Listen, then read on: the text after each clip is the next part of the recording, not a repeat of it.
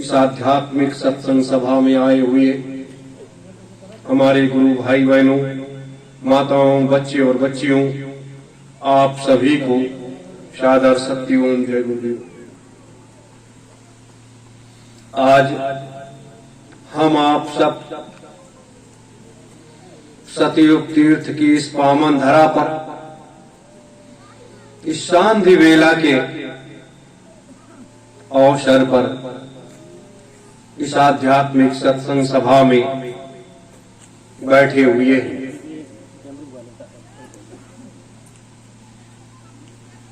यह काल माया का देश है और इस मृतलोक में हम आप सब मनुष्य के का शरीर धारण करके इस मृतलोक में आए हुए हैं। 84 लाख जीवों की एक बृहद संरचना इस मृतलोक पे है। उसी में एक कड़ी मनुष्य के लिए भी है। आज जब हम सब ये पाते हैं कि पूरा संसार में अफरा तफरी फैला हुआ है, पूरा संसार जो जहां है वहीं परेशान है, किसी के अंदर आत्म शांति नहीं, किसी के अंदर धैर्य, हिम्मत और साहस नहीं। और समय समय पर महात्मा इस मृतलोक में आते हैं और वो संदेश देते हैं, मानव कल्याण का रास्ता बताते हैं, आत्मा और परमात्मा के मिलन का रास्ता बताते हैं और सभी 84 लाख जीवात्माओं के उद्धार का एक मार्ग प्रशस्त करते हैं। अब 84 लाख जीवों के मार्ग का कैसे प्रशस्त होता है? क्योंकि महात्माओं के शब्द जब उनके निकलते हैं तब जब वो महात्मा इस मृतलोक में आकर के अपने संदेश को सुनाते हैं और वो उनके मुखारबिंद से निकले हुए वो अमृत संदेश पशु पक्षियों के कानों में, पेड़ पौधों के तनाव पर, कीट पतंगों पर, सबके कान में जब वो आवाज पड़ती है तो जैसे जिसकी सुनने की, उसको आत्मचिंतन करने की क्षमता है, वैसा वैसा वो आत्मचिंतन करने लगता है और वो अपने उद्धार का मार्ग प्रशस्त कर देता है। इसीलिए समय समय पर इस मृतलोक में, इस पृथ्वी पर महात्माओं का आगमन होता रहता है। आज जिस सतयुग तीर्थ की इस पावन धरा पर हम आप सब बैठे हुए हैं, ये सतयुग तीर्थ की पावन धरा कभी महात्माओं से भरी रहती थी और इसके बारे में जब आपको पता चलेगा, ये हम आप अपने को साधारण इंसान समझते हैं, हर व्यक्ति अपने को साधारण इंसान समझता, लेकिन आप जानते हैं सबसे पहले आत्मशक्ति की आवश्यकता होती है। सबसे पहले वो उस साधना की शक्ति को प्राप्त करता है और प्राप्त करने के बाद वो अपने को अपने में समाहित कर लेता है और जब वो अपने को अपने में समाहित कर लेता है, राजनीतिक परिवर्तन पर जब लोग साथ नहीं देते, सामाजिक परिवर्तन पर साथ नहीं देते, आर्थिक परिवर्तन पर जब लोग साथ नहीं देते, तब परमात्मा क्या करता है? तब वो परमात्मा अपने खेल को रचता है, वो अपनी लीला को रचता है और वो अपना डमरू बजाता है और जब वो अपना डमरू बजाना शुरू करता है तो उसमें सब लोग फंसते चले जाते हैं और जब सब लोग फंसते चले जाते हैं तब उसके बाद एक महायुद्ध होता है, और जब महायुद्ध होता है तो सबका सफाया हो जाता है, सबका सफाया हो जाता है। जैसे आज वर्तमान का समय इस भारतवर्ष का देखा जाए, इस भारतवर्ष के परिवर्तन के लिए क्या हमारे देश के संत महात्मा तैयार हैं? क्या हमारे देश के राजनीतिक लोग तैयार हैं? क्या हमारे देश के चारों शंकराचार्य तैयार हैं? क्या हमारे देश के बड़े बड़े धर्मावलंबी लोग, सभी धर्मों के, सभी पंथों के, सभी मतांतरों के लोग परिवर्तन के लिए तैयार हैं? जिसे कहते हैं युग परिवर्तन। युग परिवर्तन, युग परिवर्तन क्या है? एक होता है सत्ता परिवर्तन और एक होता है युग परिवर्तन। युग परिवर्तन के लिए कोई तैयार नहीं है, युग परिवर्तन के लिए कोई नहीं तैयार है। न देश की जनता तैयार है दुनिया की, और न देश के सभी धर्मों के संत महात्मा तैयार है। क्योंकि इसमें जो आनंद है, इस युग में, इस व्यवस्था में जो आनंद है, वो उस व्यवस्था में तो परम आनंद मिलेगा, लेकिन उसकी कल्पना उनको नहीं है।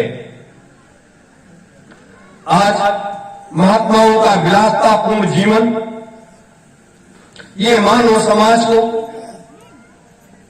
सत्य के मार्ग पर लेकर के नहीं जा रहा है। आज जब हम किसी महात्मा के पास जाते हैं, किसी भी संत के पास जाते हैं, तो वो सबसे पहले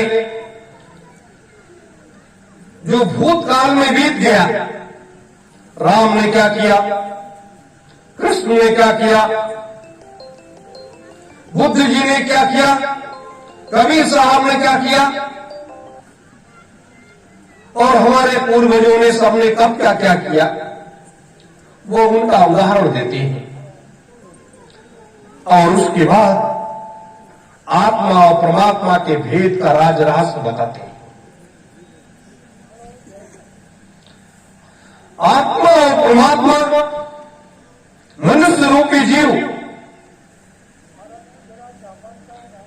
अपनी जो है आज तक अपनी आत्मा को नहीं पहचान पाया, जो इस महात्मा के अंदर जीवात्मा बैठी हुई है।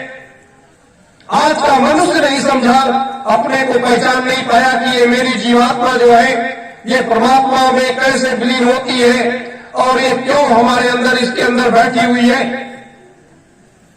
बड़े बड़े महात्माओं ने संदेश सुनाया, अपने स्वामी जी महाराज ने सब कुछ खोल करके रख दिया, सारे राज रहस्य बताए, तब भी लोग जो है अपने अंतर में उसे साध नहीं पाए और अंतर के पट को खोल नहीं पाए। ये तो है ये क्षेत्र। अगर काश लोग खोल पाए होते तो आज ये देश और दुनिया का नजारा एक अलग तरीके से होता, एक नया रास्ता बन गया होता और लोग उस रास्ते पर चल पड़ते। मेरे धर्म प्रेमी गुरु भाई बहनों, तो आज ये जो इतना बड़ा खेल है, जो आने वाले समय में जो खेल होने जा रहा है, वो खेल जो है वो न होता, हम आप जैसे लोगों को इस मृतलोक में आने की जरूरत ही न पड़ती, फिर यहाँ क्या जरूरत थी आने की, ये सारे कार्यों को करने की कोई जरूरत नहीं थी, ये ज्योति जलाने की कोई जरूरत नहीं थी। ये ज्योति तो हमने इसलिए जलाई है, ये 23 ज्योत हमने इसलिए मंच के सामने जलाई है कि ये ज्योत आप जानते हैं, ये महात्माओं के उस शक्ति को, महात्माओं के उस शक्ति को उजागर करने के लिए ये ज्योत हमने जलाई है। और जब उनकी शक्तियां वो उजागर हो जाएंगी, उनके कार्य करना आरंभ कर देंगी, तो आप जानते हैं क्या होगा। महात्मा इसीलिए बड़े चतुर होते हैं, महात्मा इसीलिए जब कोई भयानक स्थिति दुनिया में आनी होती है, मृतलोक में आनी होती है, तो तो शांत चित्त एक जगह वो बैठ जाते हैं, शांत चित्त एक जगह बैठ जाते हैं और वहां बैठ करके अपनी अंतर साधना में लीन हो जाते हैं और पात्र और सुपात्र का चयन करते हैं और उनको आगे करके उनसे कार्य करने की व्यवस्था शुरू कर देते हैं कि ये हमारे ये बच्चे और बच्चियां जाकर के ये कार्य करेंगे और ये मार्ग तय हो जाएगा, ये कार्य हो जाएगा। ये काम करते हैं महात्मा, ये काम करते हैं। तो वो कार्य का आरंभ ये शुरू किया गया है। आज ये ज्योति महात्माओं की शक्ति को उजागर करने का तो है ही, लेकिन ये सतयुग तीर्थ की पावन धारा से, सतयुग तीर्थ की पावन धारा से संसार को एक प्रकाश देने का हमने एक मार्ग तैयार किया है, जो आध्यात्मिक और राजनीतिक मार्ग हम दिखाएंगे। इस संसार को आध्यात्मिक राजनीतिक मार्ग दिखाएंगे और इस संसार को बदल करके रख देंगे, इस संसार को बदल करके रख देंगे। वो मार्ग हम दिखाएंगे। वो मार्ग दिखाने के लिए हमने ये प्रकाश किया है, ये ज्योत जलाई है और ये ज्योत हम कभी बुझने न देंगे। ये एक राजनीतिक अभियान है। मेरे साथियों, आज सब लोग कहते हैं आज होलिका दहन है, कल हम लोग रात्रि में होली जलाएंगे और उसके बाद कल होली उसे बड़े धूमधाम के साथ मनाएंगे। तो ये हमारी सनातन संस्कृति में जब जब असुरी साम्राज्य का उदय हुआ है, जब जब असुरी साम्राज्य का उदय हुआ है, तो कोई न कोई शक्ति ऐसी आई है कि वो अपने कार्य को अंजाम दिया। हिरण्याकश्यप जैसे राजा ने अपने ही पुत्र को क्या किया, किस तरीके से हर मार्ग पर उसको मोड़ दिया। तो आज के इस दिन, इस रात्रि की बेला में मेरे धर्म प्रेमी गुरु भाई बहनों, हम लोग बड़े भाग्यशाली हैं। इस माया रूपी संसार में हर व्यक्ति का परिवार है और उस परिवार को छोड़ करके आप इस सतयुग तीर्थ की पावन धरा पर कुछ पाने के लिए आए हैं। यहां से जो चीज मिल जाएगी, आप संसार में चले जाओगे, वो चीज मिलने वाली नहीं है। खोजते रह जाओगे, खोजते रह जाओगे, वो चीज मिलने वाली नहीं है। जो चीज अपने पास है वो संसार में किसी के पास नहीं है, वो संसार में किसी के पास नहीं है जो अपने पास। लोग कहते हैं कि चमत्कार को नमस्कार होता है। हाँ, ये सत्य है कि चमत्कार को नमस्कार होता है। चमत्कार कब किया जाता है? जब उसकी आवश्यकता होती है। नहीं तो जो शक्तिवान व्यक्ति होता है, जो शक्तिवान व्यक्ति होता है, जानते हो, वो बड़ा धैर्यवान होता है, वो बड़ा आत्मशील होता है।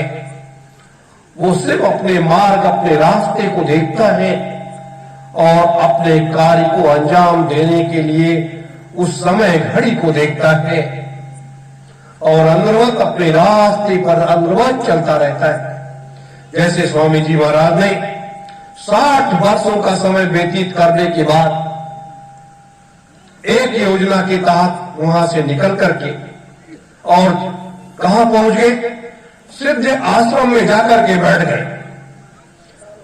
सिद्ध आश्रम में ऐसी जगह बैठ गए कि जहां आप संसार का कोई भी व्यक्ति अगर चाह ले कि हम वहां पहुंच जाएंगे, तो जिसके अंदर आध्यात्मिक पावर होगी, आध्यात्मिक शक्ति होगी, वह व्यक्ति ही अपने तपोबल के माध्यम से वो सिद्धाश्रम में जा सकता है और उनका दर्शन कर सकता है।